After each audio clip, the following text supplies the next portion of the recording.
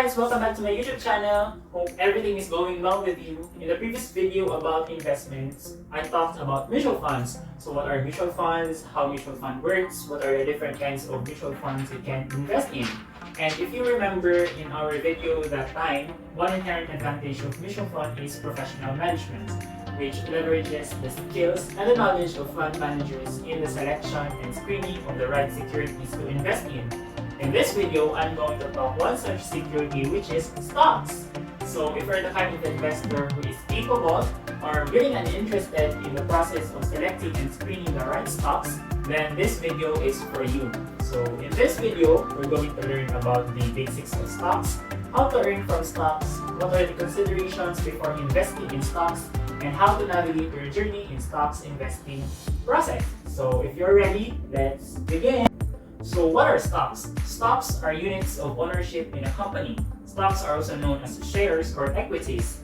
When you buy a share of stock, you're purchasing a partial ownership stake in a company, entitling you to certain benefits. Understanding what stocks are and how they work is one of the keys to investing, since stocks play a central role in building a well-balanced investment portfolio.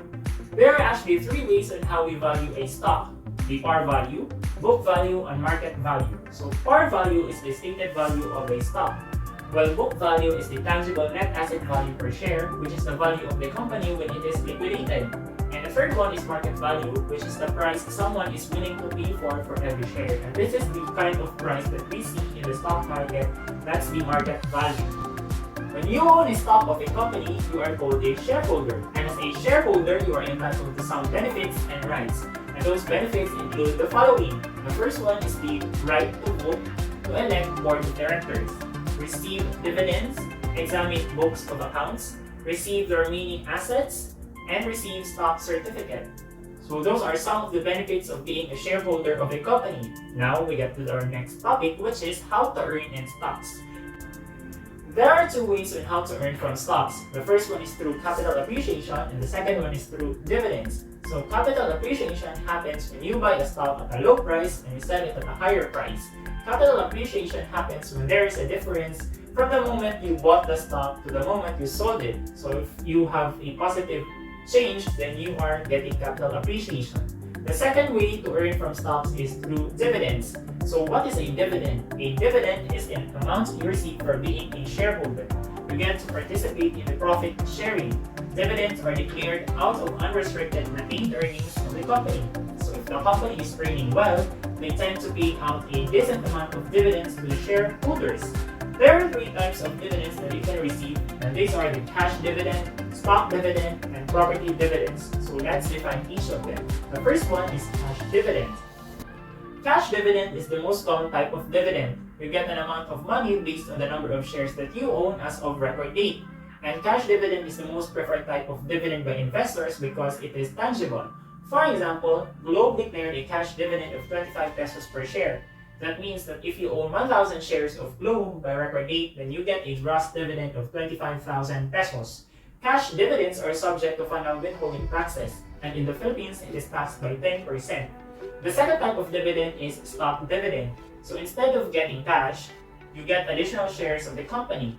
For example, BDO declared a 20% stock dividend, which means that if you own 1,000 shares of BDO as of record date, you get additional 200 shares for owning the stock. And the third and least common type of dividend is property dividend. So you get shares of a company owned by the issuing corporation. For example, Ayala Corporation declared a property dividend which entitled holders to own 3 ASEN shares for every 1 Ayala Corp common share. ASEN, or AC Energy, is a subsidiary of Ayala Corp. So if you own 1,000 shares of AC, then you will be given 3,000 shares of ASEN. And those are the three kinds of dividends that you can get for owning a stock. Now that we know how to earn from stocks, what are the considerations before jumping into stocks investing?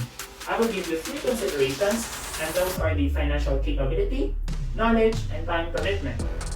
In stocks investing, you need to have the financial capital.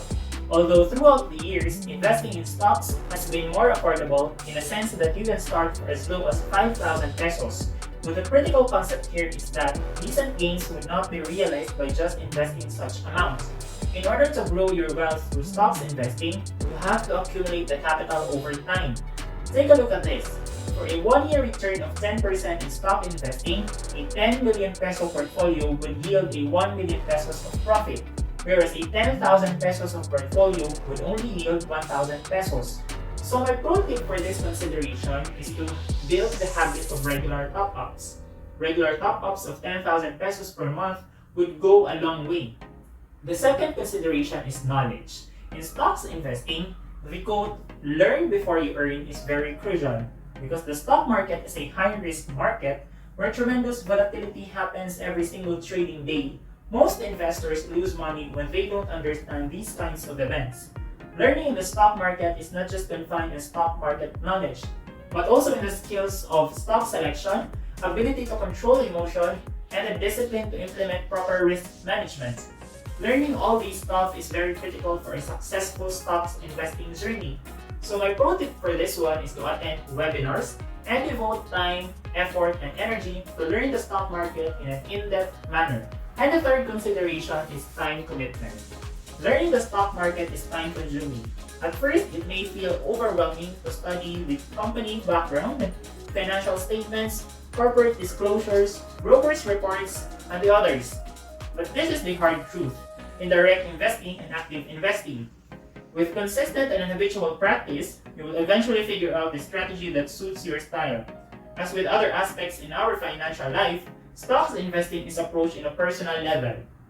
That means that works for others may not work for you, and what works for you may not necessarily work for others as well. So my pro tip for this one is to dedicate a schedule every day for learning and skills enhancing, and immerse yourself for several value-adding webinars. And those are some of the considerations before jumping into the stock market. Now we go to how do you navigate your stocks investing journey. I'm going to give you 5 milestones on how to navigate your stocks investing journey. The first one is to open an account with a PSE accredited broker. The second one is to fund your account. The third is to create an investing plan. The fourth is to start buying stocks. The fifth one is to review your stocks investment portfolio. So the first milestone is to open an account with a PSE accredited broker. So you can only trade a stock via a broker. The PSE, or the Philippine Stock Exchange, is the entity overseeing the stock market activities in the Philippines. Open an account with a PSE accredited broker, which you can see on their website to jumpstart your stocks investing journey. I will give you a link down below on the brokers that I personally use in my stocks investing and trading journey. The second milestone is to fund your account. Funding your account doesn't have to be a one-time big time. You can do small initial investment and do regular habitual top-ups. Funding your account is already convenient now, as online fund transfers are doable. You don't have to go physically to the branch or the broker's office. And the third milestone is to create an investing plan. An investing plan includes the screening of stocks, identifying the target entry, cut loss, and take profit prices, and the monitoring of major and significant company, industry, and economic news.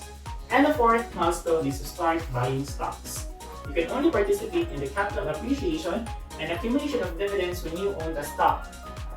Buying a stock means you are now in the position to ride the growth and experience the potential price appreciation. And the fifth milestone is to review your stock's investment portfolio. Reviewing your portfolio lets you see how close you are from now and to your desired financial goal. Seeing which stocks are runners and which are laggards is a good way of knowing how to rebalance your portfolio to take advantage of the current situation and the future growth. And those are the 5 milestones in navigating your stocks investing journey. I hope you guys got some tips and ideas on how to go through this whole process. And if you have some questions or clarifications, comment it down below and I will reply it as soon as I read it. And thank you for listening and reaching up until this point in the video. And hope you guys can also share this to your friends, to your colleagues, and loved ones. And yeah, have a great day ahead and bye-bye!